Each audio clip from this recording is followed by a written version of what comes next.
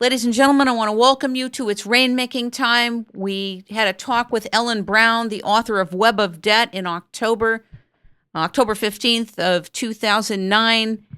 And she is the author of Web of Debt, The Shocking Truth About Our Money System and How We Can Break Free. It was a blockbuster interview. And I am on the list to receive her wonderful articles at www.webofdebt.com. And this one is called EU/IMF Revolt. Greece, Iceland, Latvia may lead the way. When I read this, I was stunned and worried. And I thought that since this is rolling out so fast, that you would explain some of what's in this article. Let me go through a couple of points with you. I want to welcome you to the show and thank you for taking your time to come back. Oh, thank you, Kim. You say here that Dubai defaulted on their debts in a declared moratorium on November 26, 2009. Does the world know that? Yes, it was on the news. But do you think the world knows that Dubai is bankrupt? I don't know who the world is. The business news certainly knows it. They reported it. But it obviously hasn't collapsed the world economy.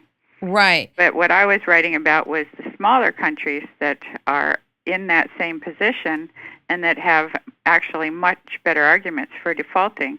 But the screws are being put to them by the IMF and by the EU. This was Latvia, Greece, and Iceland. So I was arguing that they should actually follow the path of Argentina, and there are a number of experts who are recommending that, which is to just say, we can't pay, we don't have the money. You know, there's no international mechanism for declaring bankruptcy. There should be, so that you could have just an orderly bankruptcy and work it out properly. But what they have to do is they just have to stand up and say, we just can't pay, we've got to work something else out. In the article, though, it said that they were being asked, first of all, it had stated that the IMF and the EU are using austerity, like an austerity package, to try to get them to repay these debts by raising taxes, slashing public spending, and obligating them to deplete their savings. That's what the IMF always does. They've done that for years, and they've destroyed many economies doing it. And there are studies showing that you're actually better off not complying with the IMF's demands. There was one study recently that compared Argentina with Turkey, which had gone along with the IMF, and Argentina is in much better shape now than Turkey is. Turkey is still struggling with this debt problem. So it's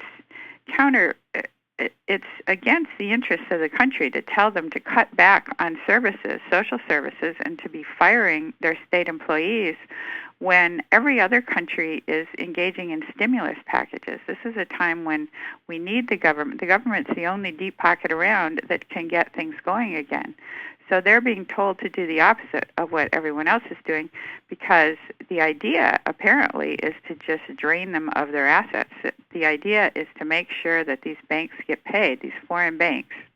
And the foreign banks are complicit in this whole problem. In Greece's problem started, Greece is a member of the EU, and they use the euro, and their problem started when interest rates were held unusually low to serve Germany's interests, but it didn't work for Greece. So Greece wound up heavily in debt. So they're saying now they're being told to fire people and put the screws on labor, and it's not labor's fault at all. And so they're protesting and saying they're not going. They didn't come to power. Their government saying they didn't come to power in order to ruin the social state.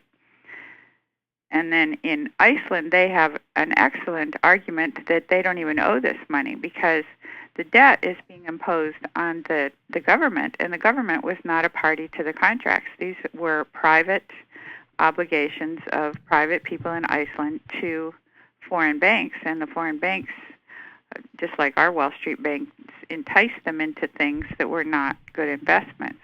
When you speak of foreign investments and private obligations, are you talking about credit default swaps? What are you talking No, these about? were just homeowners that are going that are going bankrupt. The bank itself, IceSave, went bankrupt. This big Iceland bank, and that was when you may have read where Gordon Brown called it terrorism, and he locked the accounts of Iceland in England to make sure that these debts got paid. Well, it had nothing to do with the government. It wasn't the government's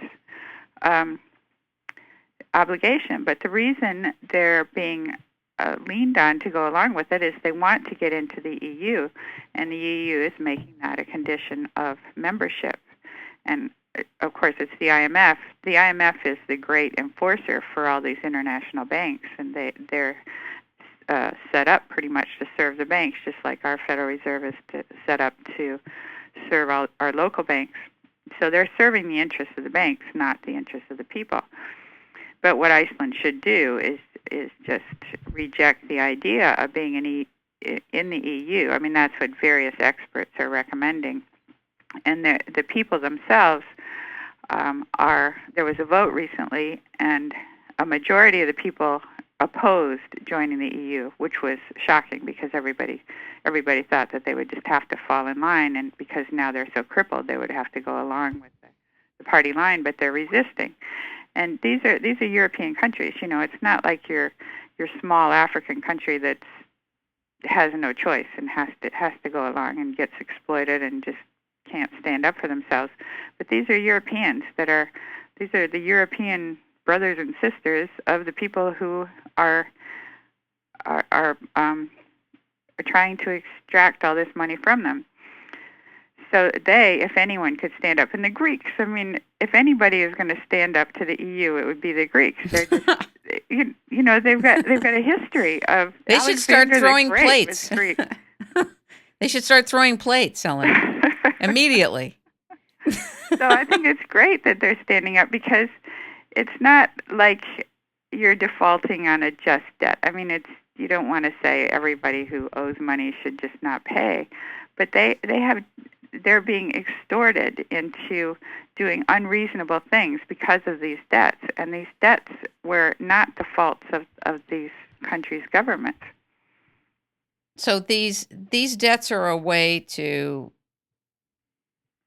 really take over countries. They're mechanisms used to they're circumstances used to take over countries.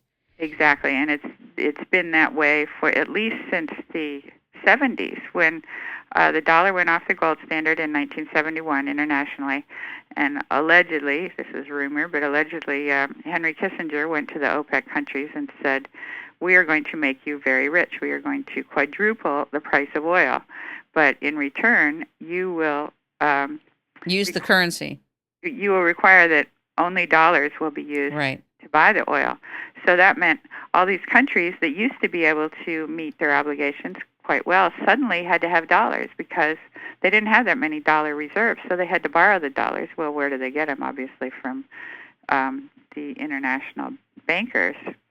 And so that put them in debt to Wall Street, and it's been that way ever since. And then in 1980, Paul Volcker raised the interest rates to 20%, which was ridiculously high. I mean, if you look at one of these charts of compound interest, there's just no escaping from a 20% interest rate. So they've actually, many of these third world countries have paid their debts over many times over. They paid the principal, like, 6 times over, I think it was, by 2000. But they're still heavily in debt because of the interest. Why do you think it is that countries sign on without seeing the inner workings and the manifestations of what they just signed? What is making them sign in the past?